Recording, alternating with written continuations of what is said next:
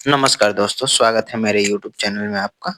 मैं आज आप लोगों के लिए लेकर आया हूँ best strategy for TRE for SST, ठीक है ना? तो उससे पहले मैं थोड़ा बहुत स्ट्रेटजी के बारे में बात करूँ। सबसे पहले मैं अपना थोड़ा परिचय दे देता हूँ कि मेरा नाम विवेक कुमार सिंह है और मेरा सिलेक्शन टीआरई 3 में सोशल साइंस सब्जेक्ट में मिडिल स्कूल में सिलेक्शन हुआ है, ठीक है ना? इससे पहले मैं 2 बार सीटेट पास हूँ और एक बार स्टेट मेरा 9th-10th के लिए हुआ है, ठीक।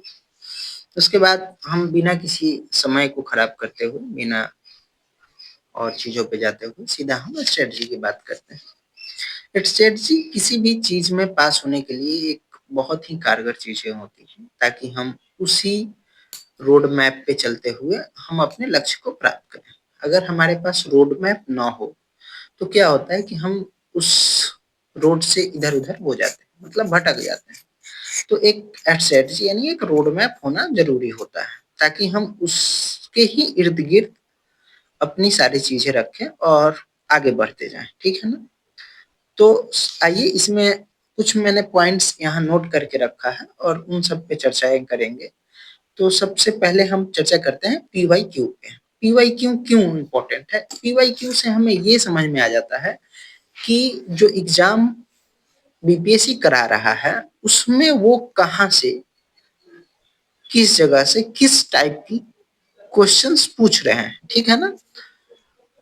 तो जब वो क्वेश्चंस को आप देखिएगा, ठीक है ना, एनालिसिस करिएगा कि ये क्वेश्चंस कहाँ से आ रहे हैं, तो आपको पता रहेगा कि हमें किस तरह से क्वेश्चंस को टैकल करना है, किस तरह के क्वेश्चंस आते हैं, तो हमें अपनी पढ़ाई किस तरह से करनी है, ठीक है ना?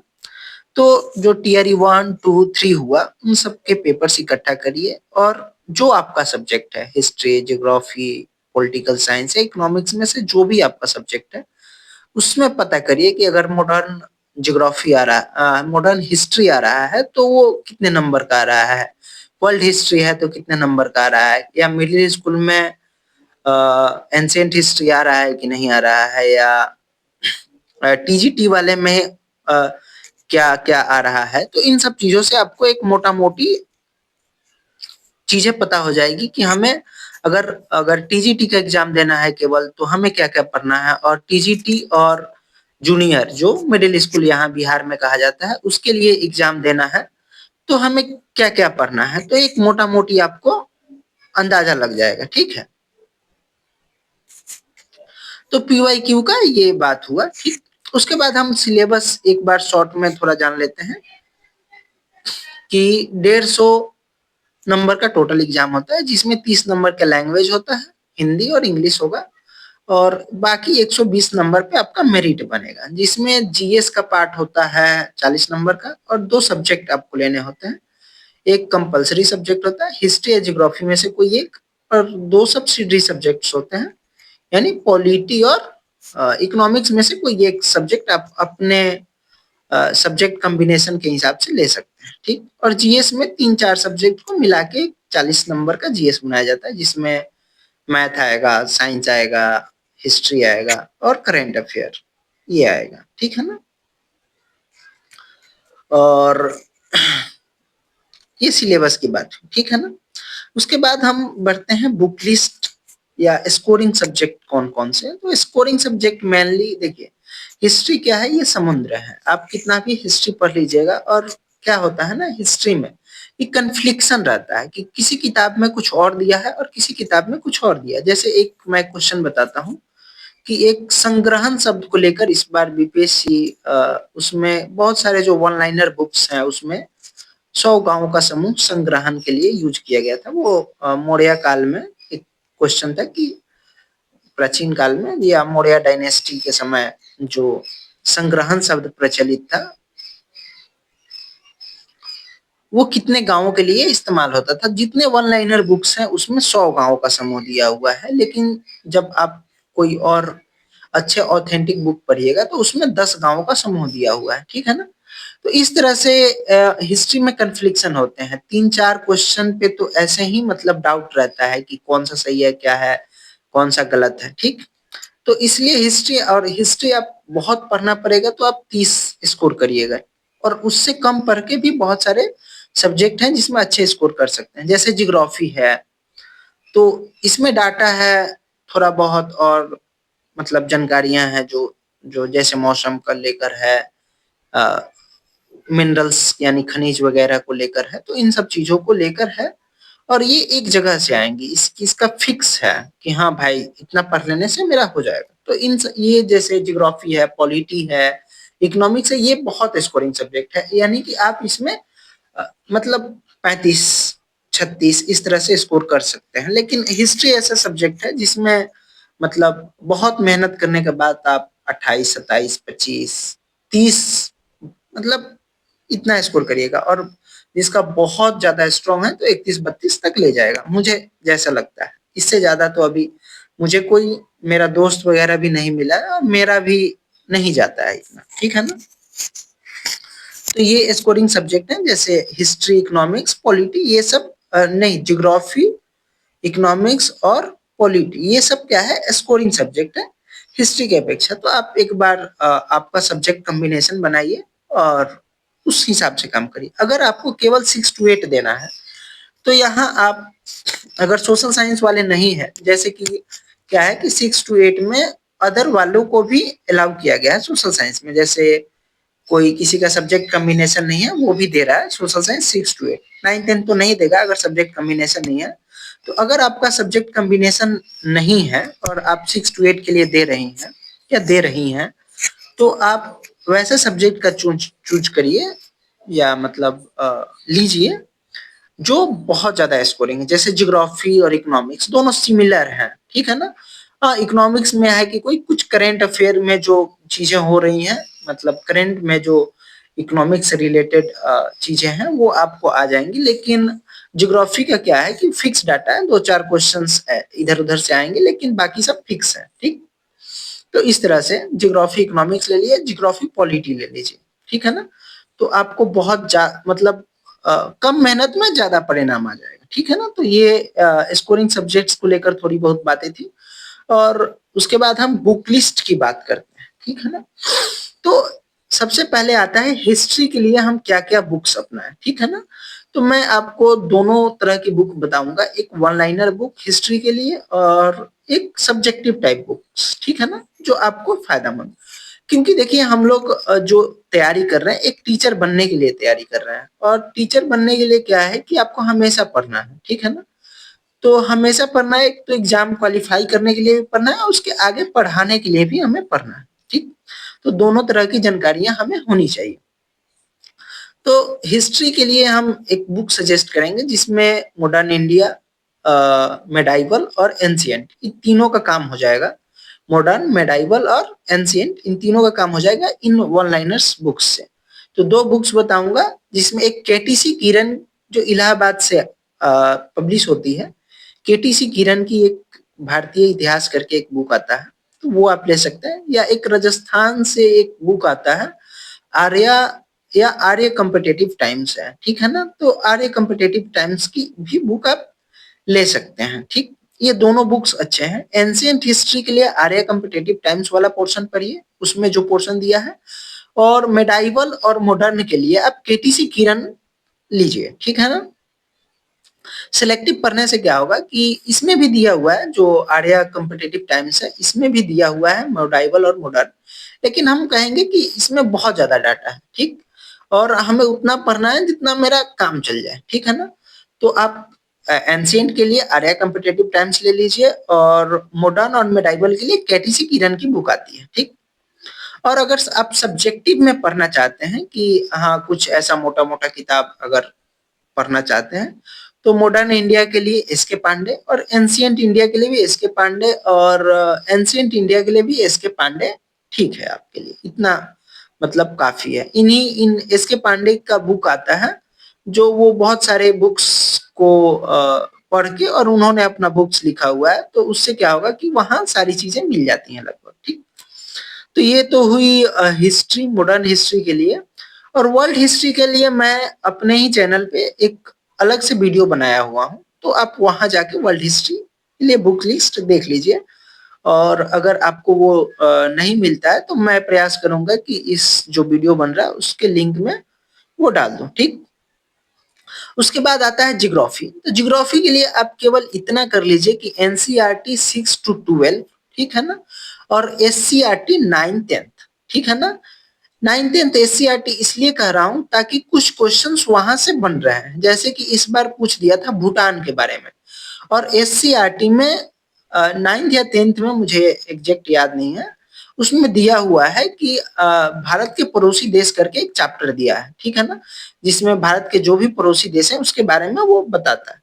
तो इस बार क्या हुआ था, 3-4 क्वेश्चंस वहां से थे, ठीक है ना, भूटान से तीन तीन क्वेश्चंस मुझे जहां तक याद है, 3 क्वेश्चंस वहां से थे, ठीक, वहां के खान पान के बारे में, और शायद वहां की फसल के बारे में ऐसा एक क्वेश्चन था, ठीक है ना, कि वहां की मुख्य फसल कौन सी है भूटान की, ठीक। तो उसके लिए हम कहेंगे कि एससीईआरटी पढ़िए, और ज्योग्राफी के लिए एनसीईआरटी से परे कुछ मत जाइए, ठीक है ना, इतना कर लीजिएगा काफी है ज्योग्राफी के लिए। एनसीईआरटी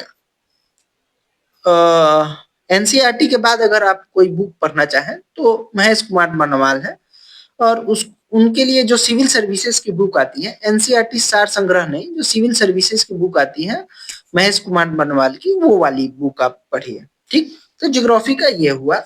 उसके बाद पॉलिटी के लिए आप एनसीईआरटी ही लीजिए, मैं वही बताऊंगा, एनसीईआरटी, एससीईआरटी, और उसके बाद अगर ये दोनों हो जाए तो एम लक्ष्मीकांत आप पढ़ सकती हैं, भारतीय व्यवस्था करके एम लक्ष्मीकांत की एक यूपीएससी के लिए बहुत मोटी बुक आती है, तो वो आप पढ़िए, ठीक। इकोनॉमिक्स के लिए मैं आपको बताना चाहूंगा कि इकोनॉमिक्स तो एनसीईआरटी 9 to 12 जाइए ही जाइए, एससीईआरटी, एनसीईआरटी एससीईआरटी दोनों पढ़िए इकोनॉमिक्स का। कुछ जो करंट अफेयर देखते रहिए, करंट अफेयर जो इकोनॉमिक्स से रिलेटेड करंट है, ठीक है ना, उनको देखते रहिए। बिहार बजट, और जब जैसे एग्जाम अगर बजट के आसपास हुआ है, ठीक है ना, तो आप इकोनॉमिक्स के लिए बिहार बजट और इंडिया बजट दोनों का, दोनों पढ़ के जाइए। ऐसा नहीं है कि आपने बिहार बजट पढ़ा और इंडिया बजट छोड़ दिया और वहां से क्वेश्चंस आ गए, ठीक है ना। तो इकोनॉमिक्स क्या है कि यहाँ बहुत सारी चीजें डाटा बेस्ड हैं, जैसे कि भारत व्यापार किससे कर रहा है, कितना व्यापार कर रहा है, भारत का इकोनॉमिकल ग्रोथ कितना है, इन सब चीजों से वहां से क्वेश्चंस बनते हैं, ठीक है ना। तो आप पीवाईक्यू देखिएगा तो उससे कुछ अंदाजा आएगा। और जैसे जैसे कि जैसे बजट सेशन होता है, ठीक है ना, तो बजट जब हो रहा होता है तो क्या होता है कि वहां से सीधे सीधे क्वेश्चंस उठा के डाल दिए जाते हैं कि शिक्षा के लिए कितने पैसे अलॉट हुए, ठीक है ना, एजुकेशन के लिए या और किसी तरह की बहुत सारे करंट वाला डाल दिया जाता है। तो मैं बताऊंगा एनसीईआरटी एससीईआरटी इकोनॉमिक्स के लिए, ठीक है ना। उसके बाद बिहार बजट और इंडियन बजट, और थोड़ा बहुत एक करंट अफेयर भी देखते जाइए इकोनॉमिक्स से रिलेटेड, ठीक है ना। और आप उसके बाद इन सब चीजों के बाद एक रमेश सिंह का बुक आता है यूपीएससी के लिए, ठीक है ना, बहुत अच्छा बुक है ये, ठीक। तो आप वो ले सकते हैं, ठीक है। तो ये हुआ पीवाईक्यू की हमने बात कर चुके हैं, सिलेबस का बात कर चुके हैं, बुक लिस्ट बात कर चुके हैं, और अब हम बात करते हैं कि हम सेल्फ स्टडी कैसे करें। सबसे बात आता है कि हम सेल्फ स्टडी करें या कोचिंग ले लें। तो मैं कहूंगा कि आप मैंने बस सेल्फ स्टडी ही किया था, और कोई कोचिंग का कुछ नहीं, ठीक है ना। तो सेल्फ स्टडी इन सारी बुकों को पढ़िए, लाइनिंग करते जाइए, जैसे ये पेन है, और पेन ले लीजिए और उसको लाइनिंग करते जाइए, जो उसमें लग रहा है कि आपको ये इंपॉर्टेंट इंपॉर्टेंट पार्ट्स हैं और ये एग्जाम से रिलेटेड हो सकते हैं या मुझे याद करने चाहिए, तो उन सबको फर्स्ट रीडिंग से ही आप लाइनिंग करते जाइए, ठीक है ना। जब सेकेंड रीडिंग करें तो पेन का कलर चेंज कर दें, यानी कि रेड ले लीजिए, कि अब क्या है कि अब कुछ चीजें आप फर्स्ट रीडिंग में ही याद कर लीजिएगा, ठीक है ना। और सेकेंड रीडिंग के लिए आप जो चीजें आप नहीं याद कर पा रही हैं, ठीक है ना, यानी जब रिवीजन शुरू होगा आपका, ठीक, या नहीं कर रहे हैं, ठीक है ना, तो जब आपका रिवीजन शुरू होगा तो रिवीजन के लिए आप क्या करिए कि उसको रेड से करते जाइए, या कलर पेंसिल ले लीजिए, या एक हाइलाइटर आता है मार्केट में, वो उन सब चीजों का इस्तेमाल करिए, हाईलाइट करते जाइए। थर्ड रीडिंग में क्या करिए कि जो चीजें आपको नहीं याद हो रही हैं, ठीक है ना, फिर भी अब आपको रिवीजन करना है जल्दी जल्दी, ठीक है। तो थर्ड रीडिंग जब करिए या फोर्थ रीडिंग करिए, आप बुलेट पॉइंट्स बनाइए कि क्या क्या चीजें हमें नहीं याद हो रही हैं। किताब जो एनसीईआरटी आप खरीदिएगा उसके साइड साइड्स में बहुत सारे स्पेस रहते हैं, ठीक है ना, वहीं पे उन सब चीजों को लिख लीजिए, या ऐसे छोटे छोटे ऐसे पेज ऐसे इस टाइप के नोट्स रखिए, और स्टिकी नोट्स ऐसे आते हैं वहां, ठीक है ना, मार्केट में मिलते हैं स्टिकी नोट्स के लिए, ठीक। तो इन सब चीजों पे छोटे छोटे नोट्स बना लीजिए आप, ठीक है ना, और वहीं पे चिपका दीजिए बुक्स में, ताकि आप जब रिवीजन करें तो क्या हो, आसानी हो, या कॉपी में भी बनाए, आपको जैसे सहूलियत हो नोट्स बनाए। हाँ, मैं ये नहीं कहूंगा कि आप पूरा बड़ा सा नोट्स और पूरे बुक ही लिख दीजिए, आप छोटे छोटे नोट्स बनाए, और जो आपको नहीं याद आ रहे हैं या लग रहा है कि ये डाटा है और हम भूल जाएंगे, तो उन चीजों का नोट्स बनाइए, ठीक। तो ये है सेल्फ स्टडी, ऐसे ही होगा, दूसरा कुछ खास ऑप्शन है नहीं, ठीक है ना। और पढ़ाई को कैसे, जो मैंने पढ़ा है उसको याद कैसे करूं, ठीक है ना। तो ये सबसे कह सकते हैं कि विद्यार्थी को परेशान करने वाली ये बात सबसे अहम है कि जो हम पढ़ते हैं वो याद ही नहीं रहता है, ठीक है ना। तो इसके लिए मैं ये कहूंगा कि जब आप पूरे दिन पढ़ाई कोढ़ाई करके और अब शाम को खा पी के सोने जा रहे हैं, उस समय आप बैठ जाइए पालथी मार के, जैसे हम मेडिटेशन करते हैं, और आप रिमेम्बर करिए कि पूरे दिन में आपने क्या किया है, क्या किया है, मतलब कि आप सुबह से उठे हैं और शाम तक क्या किया है। जैसे आपने पढ़ाई किया है तो आप याद करने का कोशिश करिए कि वो चैप्टर कौन सा था, वो पहली लाइन मैंने कहाँ से स्टार्ट की, इस तरह से आप याद करने की कोशिश करिए, ठीक है ना। मतलब लगभग 20 एक मिनट, या मतलब आधे घंटा मिनिमम ले लीजिए उसके लिए, और ये कंटिन्यू 21 दिन करके देखिए, आपका जो फोकस है चीजों को याद करने का या चीजों को पढ़ने का, या आपका जो फोकस है वो बढ़ जाएगा, ठीक है ना, ये गारंटी के साथ आपका बढ़ जाएगा। और कोचिंग करें या ना करें, मेरे लिस्ट में रिवीजन का भी बात हमने कर लिया, ठीक है ना, फोकस पे बात किया, ये मेडिटेशन, अगर सुबह में आप जल्दी उठते हैं मेडिटेशन करिए, और शाम को ये वाला रिकॉल करने की कोशिश करिए, ठीक है। और